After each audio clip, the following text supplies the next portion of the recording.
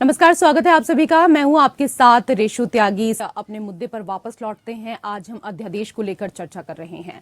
लंबे समय के बाद दिल्ली के मुख्यमंत्री अरविंद केजरीवाल एक बार फिर दिल्ली के रामलीला मैदान पर पहुंचे। आम आदमी पार्टी ने 11 जून को बड़ी रैली बुलाई। केजरीवाल ने रैली को संबोधित करते हुए कहा, 12 साल पहले हम इसी मैदान पर भ्रष्टाचार के खिलाफ इकट्ठा हुए थे।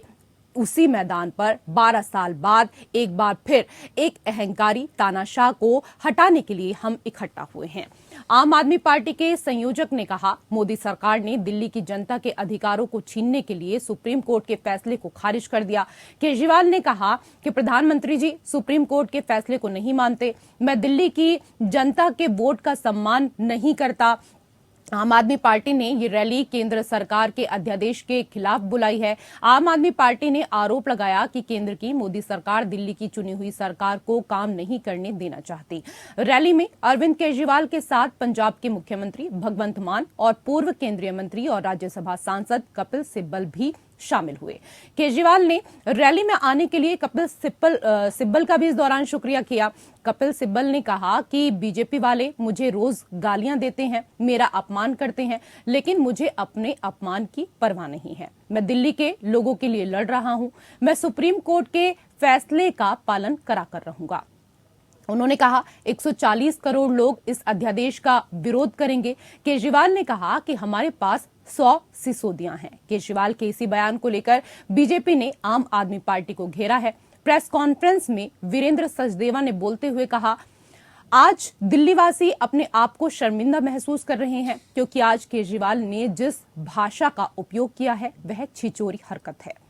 केजरीवाल ने कहा 100 जैन और सिसोदिया हैं, यानी पूरी पार्टी भ्रष्ट हो गई है। यह पार्टी मक्कारों की पार्टी है। 100 जैन और सिसोदिया होंगे तो दिल्ली की क्या हालत होगी। इसके बाद केजरीवाल पर हमला बोलते हुए सचदेवा ने कहा, इनकी परवरिश पर तरस आता है। रामलीला मैदान में भीड़ इकट्ठी नहीं हुई तो दिल्ली वालों को गाली दे रहे हैं। मुझे उम्मीद थी कि वो अपने बच्चों को लेकर आते तो बताते कि आवास में पर्दे क्यों लगाए।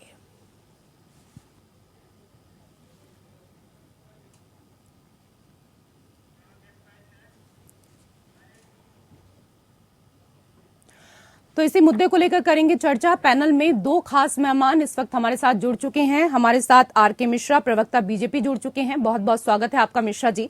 हमारे साथ आम आदमी पार्टी के प्रवक्ता संजीव निगम भी जुड़ चुके हैं। आपका भी बहुत बहुत स्वागत है।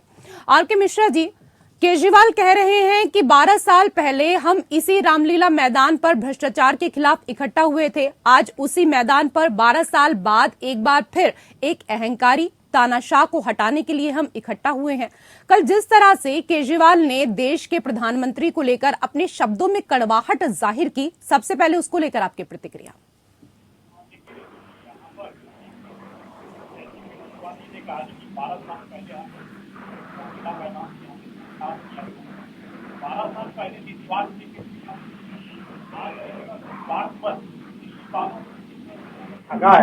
और खास करके भ्रष्टाचार के मुद्दे पर उनकी जो प्रखरता, जिस प्रभावी ढंग से वो बातें करते थे, आज वही मैं देख रहा हूं कि किस तरह से उनके दो मंत्री ऐसे अगर लिस्ट लगाने लगूं तो मुझे लगता है जो कि कम पड़ जाएगा, यहाँ पर वो समय कम पड़ जाएगा। आज सिसोदिया जी या स्वतंत्र जैन जी की बात अगर मैं करूं तो मुझे लगता है कि सारे विषय कोर्ट के समक्ष होने के बावजूद भी तो जमानत नहीं मिल रही है और 24 घंटों तो दूर की बात है, 7 घंटे मात्र जमानत मिलती है। और कोर्ट ने बिल्कुल कहा हुआ है कि he is the architecture of total scam.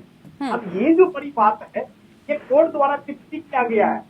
आज रामलीला मैदान से जिस प्रभावी ढंग से 12 साल पहले थे, आज मुझे लगा है कहीं न कहीं उनके दिल में कोर्ट जरूर होगा।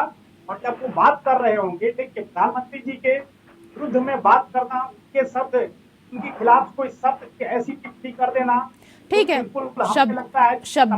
शब्दों की गरिमा तो आप लोगों ने भी नहीं छोड़ी। सचदेवा ने प्रेस कॉन्फ्रेंस के दौरान क्या कुछ कहा वो भी सभी ने सुना।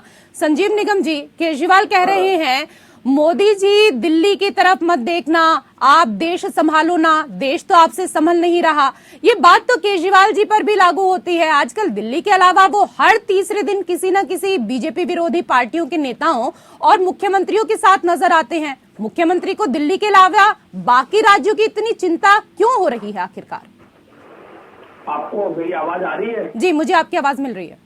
देखिए, ऐसा है जो आपने कहा कि प्रधानमंत्री महोदय को दिल्ली के मुख्यमंत्री कुछ कह रहे हैं, तो एक तरफ तो देश की जनता ने चुन करके बिठाया है देश की सत्ता को संभालने के लिए मोदी जी को, और दिल्ली की जनता ने चुन करके बिठाया है केजरीवाल साहब को कि आप दिल्ली की व्यवस्था देखिए और हमारे लिए अच्छे अच्छे कानून बनाइए। तो सवाल ये पैदा होता है कि जब वो कोई कानून बनाना चाहते हैं या कोई प्रयास करते हैं, तो उसमें आप ऑब्स्टेकल के तरीके आप रुकावट पैदा कर रहे हैं। और ताजा उदाहरण जो है आपके सामने ये है कि 8 सालों की लंबी लड़ाई के बाद सुप्रीम कोर्ट ने 5 जजों की जो संविधान पीठ है उसने एक निर्णय दिया। अब सवाल ये है कि अगर आप सम्मान करते हैं, न्यायालय का सम्मान करते हैं, तो जो दिया है तो काफी जद्दोजहद के बाद उसे विद्वान। चलिए ठीक है, इसका जवाब तो मैं मिश्रा जी से लूंगी, लेकिन मिश्रा जी ये बताइए, केजरीवाल अध्यादेश को लेकर कह रहे हैं दिल्ली तो अभी झांकी है, बाकी राज्य बाकी है, अगर विपक्ष एकजुट ना हुआ तो बाकी राज्यों में भी अध्यादेश लाया जाएगा। आपकी प्लानिंग इतनी कमजोर होती है कि बीजेपी के टॉप लीडर्स तक को नहीं पता चलती, पर दिल्ली के सीएम को जरूर पता चल जाता है कि आपकी अगली चाल क्या होगी। देखिए रेशु जी, यहाँ पर एक नैरेटिव सेट करने की बात होती है। जब देखिए राजनीति में क्या होता है, एक नैरेटिव बहुत बड़ी चीज होती है, बहुत बड़ा फैक्टर होता है। ये शब्द कोई छोटा मोटा चीज नहीं है। आज आप देख लीजिए, कोई भी शब्द ऐसे विपक्षी दल नैरेटिव सेट करने की कोशिश करता है। आप एक चीज बताइए, बीजेपी हो या केंद्र सरकार की नीतियां जहां की भी है स्पष्ट है। आज अध्यादेश की बात कर रहे हैं, अध्यादेश के खिलाफ विपक्ष को एकजुट करने की बात कर रहे हैं। मैं तो इनको कहता हूँ, ये दिल्ली जो है देश की राजधानी है, और केवल दिल्ली वालों के लिए नहीं, केजरीवाल जी का ही दिल्ली नहीं है, ये पूरे देश का दिल्ली। और जब यहाँ पर कोई एक्टिविटी होती है तो इसकी चर्चा ग्लोबल लेवल पर होती है, वैश्विक लेवल पे होती है। अब यहाँ पर अध्यादेश की बात हो रही है, सुप्रीम कोर्ट की अवहेलना, सुप्रीम कोर्ट का कोई अवहेलना नहीं कर रहा है, लेकिन ये जो प्रावधान है, तो सुप्रीम कोर्ट ने जो आदेश दिया, ये जो ट्रांसफर और पोस्टिंग की बात कर रहे हैं, यहाँ पर मुझे लगता है जो कि देश की राजधानी होने के कारण यहाँ पर केंद्र सरकार का नियंत्रण बहुत जरूरी है। इसलिए कि केंद्र सरकार की कोई भी नीति या दिल्ली के अंदर में कोई भी एक्टिविटी अगर होती है, यहाँ पर इतने एम्बेसीज हैं, यहाँ पर हाई कमीशन है, और उस चीज पर आप हल्के फुल्के देखिए, कल को कोई घटना घट जाती है और केजरीवाल जी तो अपना पल्ला झाड़ करके निकल जाएंगे। लेकिन वो तो बाकी राज्यों में भी पहुंच रहे हैं ना, कि आज हमारे यहाँ हुआ है, आप लोगों के यहाँ भी ऐसा कुछ हो सकता है। विपक्ष को एकजुट कर रहे हैं इसी मुद्दे पर। देखिए रेशु जी, यहाँ पर जो दिल्ली की बात है, दिल्ली की बात है, और केंद्र शासित प्रदेशों से इसकी जो स्ट्रक्चर है, जो कानूनन स्ट्रक्चर है, इसका बहुत ही अलग है। और ये जो कह रहे हैं, जो कि और राज्यों में अध्यादेश लेने की बात अगर कह रहे हैं, मुझे लगता है ये 2024 का खेल है। ये सब नैरेटिव सेट करने की बात हो रही है। आज रामलीला मैदान के अंदर में आपने देखा होगा, जो कि पूरा रामलीला मैदान भरा तक नहीं, 2012 के अंदर में अगर बात करेंगे तो पूरा रामलीला मैदान, ठीक है, मतलब आपका कहना है कि ये जो महारैली की गई है, ये 2024 का खेल है। निगम जी, इस पर तो मैं आपसे जवाब लूंगी जो अभी मिश्रा जी ने कहा है, लेकिन आप ये बताइए कि आपके सीएम ने कल कहा कि प्रधानमंत्री जी सुप्रीम कोर्ट के फैसले को नहीं मानते, दिल्ली की जनता के वोट का सम्मान नहीं करते। उनका ये बयान हमने तो कहीं सुना नहीं, आपके पास हो तो सार्वजनिक कर दीजिए, देश की जनता भी सुन लेगी। या इसी तरह के बयान भी आप लोग खुद से गढ़ लेते हैं? नहीं, ये अरे आप मैडम कमाल कर रही हैं। आप तो मीडिया जगत से सीधा आपका संबंध है, ताल्लुकात है। तभी तो कह रहे हैं, हम लोग तो दिन रात न्यूज में रहते हैं। जिस तरीके से चीजें सेट कर ली हैं केजरीवाल जी ने खुद से, अगर उन्होंने ऐसा कहीं बयान दिया हो तो बताइए। मैं बता तो रहा हूँ, जब सुप्रीम कोर्ट ने अपना वर्डिक्ट दिया 8 सालों से, जब 2015 में सरकार बनी थी, उसके 2-3 महीने बाद ये इन्होंने सारी जो है उसमें शक्तियां छीन ली, और लंबी लड़ाई के बाद जब जो है सुप्रीम कोर्ट ने दिया 5 जज की संविधान पीठ ने, तो उसका सम्मान करना चाहिए कि नहीं करना चाहिए।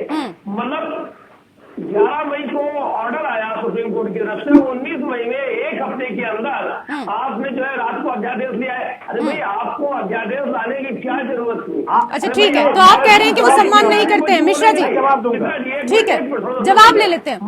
अरे सुनिए तो, और जो आप कह रहे हैं पंजाब के मुख्यमंत्री भगवंत मान साहब ने क्या बताया, दिल्ली तो चलिए केंद्र शासित प्रदेश है, पंजाब में वो कितना परेशान रहते हैं। पंजाब के गवर्नर साहब की जो है अगर बजट सेशन बुलाना होता है तो बोलते हैं परमिशन नहीं देंगे, उनको भी न्यायालय की शरण लेनी पड़ती है। जब लिख करके सरकार कोई भाषण देती है तो उसमें कहते हैं वो मैं माई गवर्नमेंट नहीं पढ़ूंगा, मैं नहीं बोलूंगा, मेरी सरकार, मेरी सरकार जो गवर्नर होता है वो मुखिया होता है। चलिए मुझे जवाब लेने दीजिए क्योंकि ब्रेक पर जाना है उसके बाद। मिश्रा जी एक लाइन में।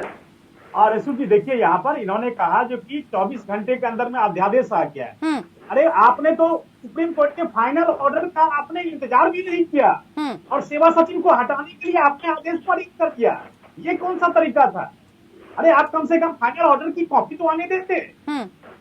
आप तो कह रहे हैं 24 घंटे के अंदर में। आप तो बिल्कुल डिक्टेटरशिप जिस तरह से आप निभाते हैं उस तरह से दिल्ली में आपने करने का काम किया।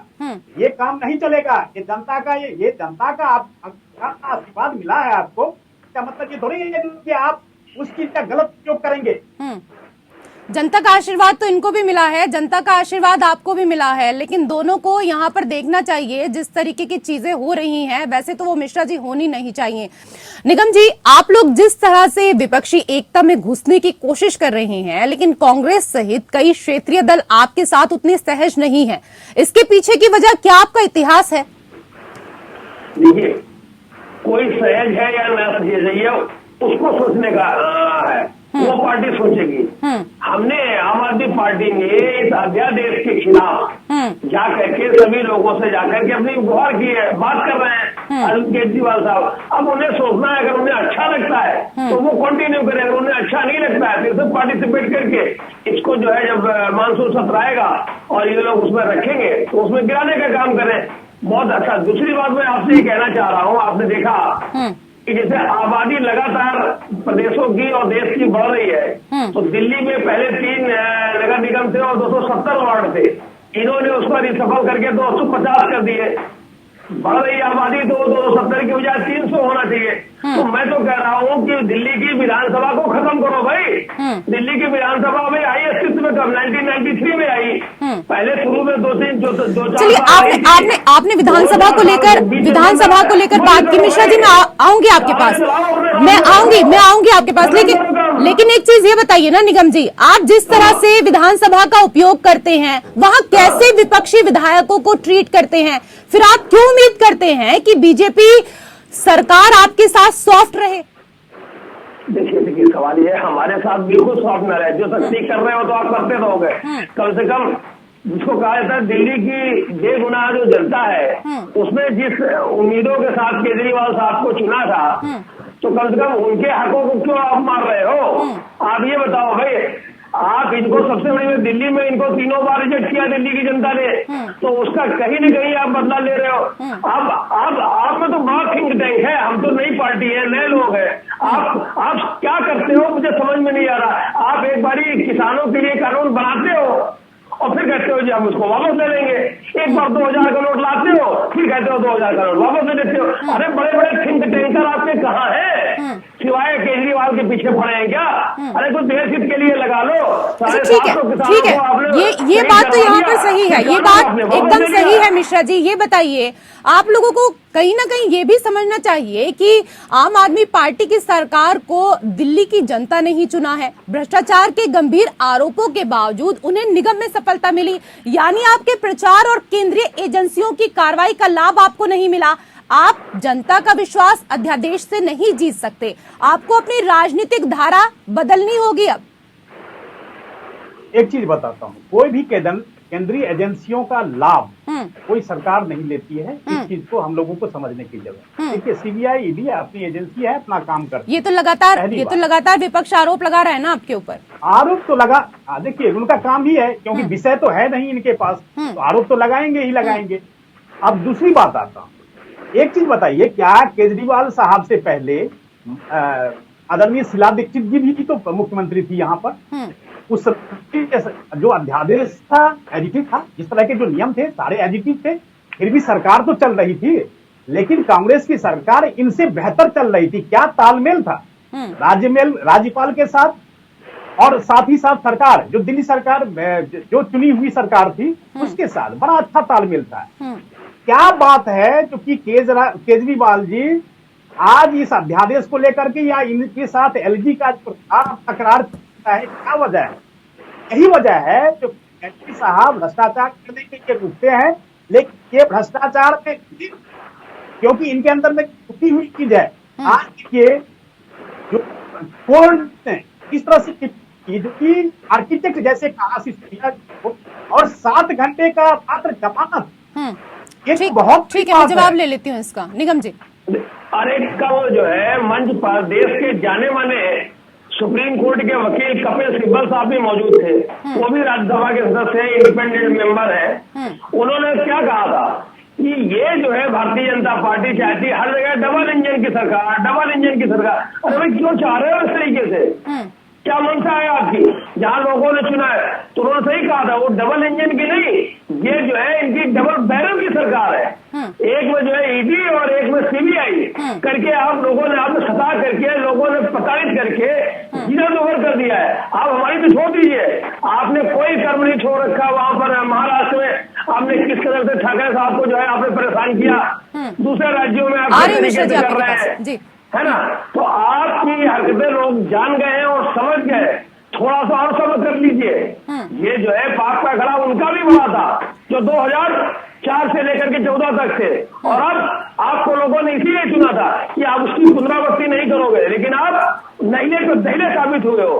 तो जनता जैसे उनको हटाया था, लेकिन बिना सबूतों के ईडी और सीबीआई ऐसे ही तो किसी को अंदर नहीं भेज देंगी ना मिश्रा जी। अरे ये तो मोदी साहब बताएंगे। जब मोदी साहब गुजरात के मुख्यमंत्री थे तब क्या कहा? ठीक है, उनको जवाब देने दीजिए मिश्रा जी। पुराने वीडियो सुनिए वो क्या कहते थे, दिल्ली में बैठी केंद्र सरकार किस तरीके से मिश्रा जी, मोदी साहब तो खुद उनके वीडियो सुनिए पुराने जो काम। ठीक है निगम जी, जवाब लेने दीजिए, जवाब लेने दीजिए। सुन लीजिए जी, मैं एक चीज कहता हूँ, तो सीबीआई हो या ईडी, मुझे लगता है केंद्रीय एजेंसियां ऐसे किसी व्यक्ति के ऊपर में या किसी के ऊपर में ना छापे हो और कोई हाथ के बिना सबूत के, बिना एविडेंस के, क्योंकि पता होता है तो हमें जवाब देना पड़े। इसलिए आप इस चीज को हल्के में न ले निगम साहब।